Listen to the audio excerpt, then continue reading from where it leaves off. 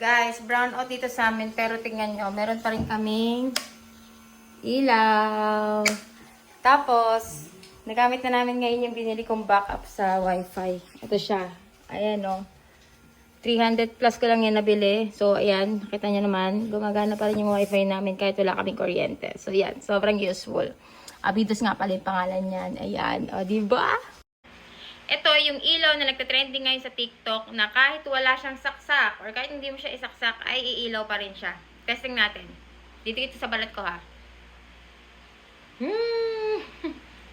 Sa kamay. Ayan. Paano ito mag-charge? Kailangan mo siya, isasaksak mo rin siya dun sa pinaka-bulb.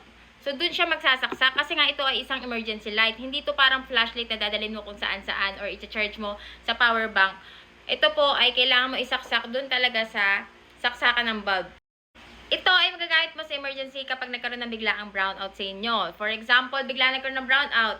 Since ginagamit mo to bilang iyong bulb sa inyong bahay, ito ay automatic na nag-charge. So, pag nagkaroon ng brownout, automatic iilaw siya. So, ayan.